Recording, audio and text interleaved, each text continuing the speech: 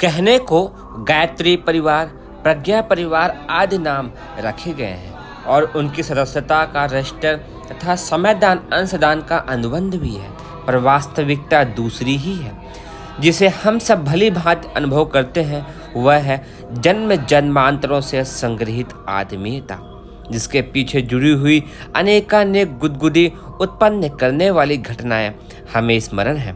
परिजन उन्हें स्मरण न रख सके होंगे, फिर वे विश्वास करते हैं कि परस्पर आत्मीयता की कोई ऐसी मजबूत दूरी बंधी है जो कई बार तो हिलाकर रख देती है।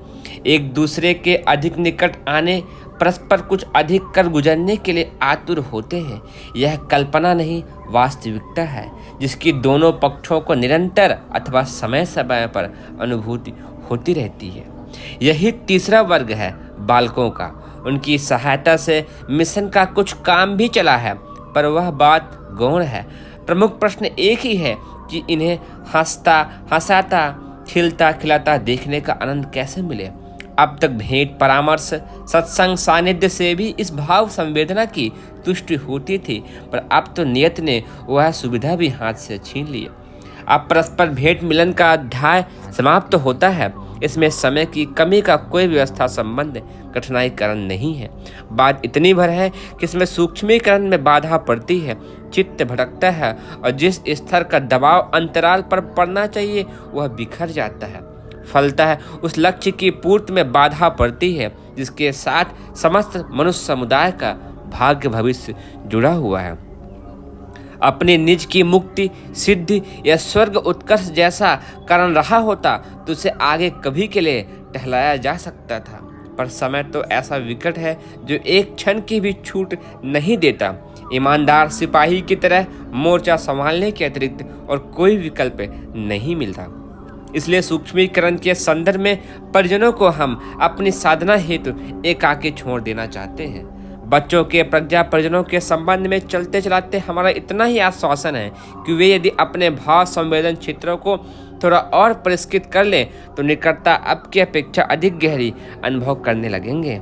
कारण कि हमारा सूक्ष्म शरीर सन 2000 तक और भी अधिक प्रखर हो जाएगा, जहां उसकी आवश्यकता होगी बिना विलंब किए पहुंचेगा। इतना ही नहीं, स्नेह, सहयोग, परामर्श, मार्गदर्शन जैसे प्रयोजनों की पूर्ति भी करता रहेगा। कठिनाइयों में सहायता करने और बालकों को ऊंचा उठाने, आगे बढ़ाने की हमारी प्रकृति में राई रत्ती भी अंतर नहीं होने जा रहा। वह लाभ पहले की अपेक्षा और अधिक मिलता रह सकता है। हमारे गुरुदेव सूक्ष्म शरीर से हिमालय में रहते हैं। विगत 31 वर्षों में हमने निरंतर उनका सानिध्य अनुभव किया है। यूं आंखों से देखने की बात मात्र जीवन भर में 3 बार ही 3 दिन के लिए संभव हुई। भाव सानिध्य में श्रद्धा की उत्कृष्टता रहने से उनकी परिणति एकलव्य के द्रोणाचार्य, मीरा के कृष्ण और रामकृष्ण परमहंस के काली दर्शन जैसी होती है। हमें भी यह लाभ निरंतर मिलता रहा।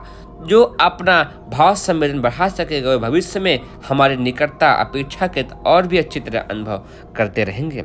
बच्चे बड़ों से कुछ चाहते हो सो ठीक है, पर बड़े बदले में कुछ ना चाहते हो ऐसी बात भी नहीं है। नियत स्थान पर मलमूत्र त्यागने, शिष्टाचार समझने, हंसने हंसाने, वस्तुएं न बिखेरने, पढ़ने जैसे जाने जैसी अनेक अपेक्षाएं भी वे करते हैं। जितना संभव है उतना तो उन्हें भी करना ही चाहिए। हमारी अपेक्षाएं भी ऐसी ही हैं। गोवर्धन उठाने के लिए ने अपने अनगर ग्वाल वालों के सहारे ही गोवर्धन उठाकर दिखाया था। हनुमान की बात किसी ने ना सुनी तो अपने सहचर रीछ वानरों को ही समेट लाए। नवनिर्माण के कंधे पर लदे उत्तरदायित्व को वहन करने में हम अकेले समर्थ नहीं हो सकते थे। यह मिलजुल कर संपन्न हो सकने वाला कार्य था।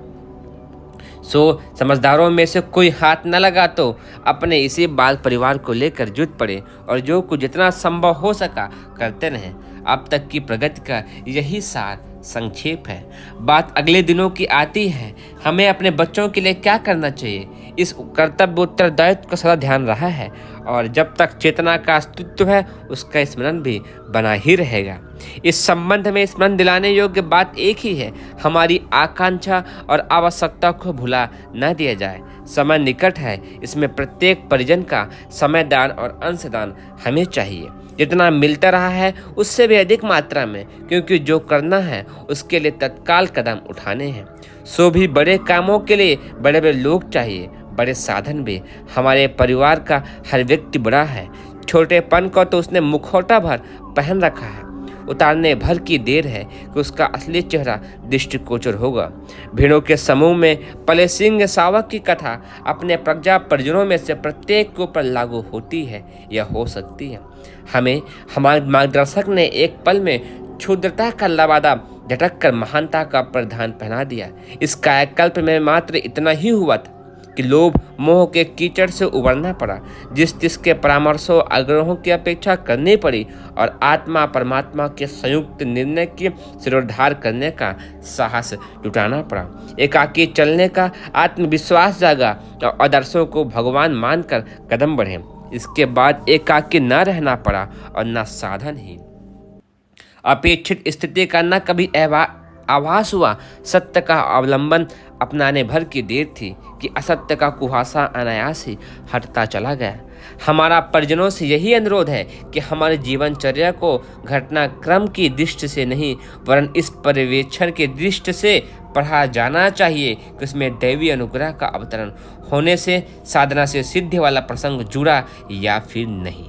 इसी प्रकार यह भी द्रव्य है कि दूसरों के अवलंबन योग्य आध्यात्मिकता का प्रस्तुतिकरण करते हुए हमारे कदम ऋषि परंपरा अपनाने के लिए बढ़े या फिर नहीं। जिसे जितनी यथार्थता मिले वह उतनी ही मात्रा में यह अनुमान लगाए कि आध्यात्म विज्ञान का वास्तविक स्वरूप यही है। आंतरिक पवित्रता और बहिरंग की प्रखरता में जो जितना आदर्शवादी समन्वय कर सकेगा वह उन विभूतियों से लाभान्वित होगा जो अध्यात्म तत्व विज्ञान एवं क्रिया विज्ञान के साथ जुड़ी और बताई गई हैं। अपने अनन्य आत्मीय प्रज्ञा परिजनों में से प्रत्येक के नाम हमारी यही वसीयत और विरासत है कि हमारे जीवन से कुछ सीखें, कदमों की यथार्थता खोजें, सफलता जांचें और जिससे जितना बन पड़े अंकुरण का अनुगमन का प्रयास करें।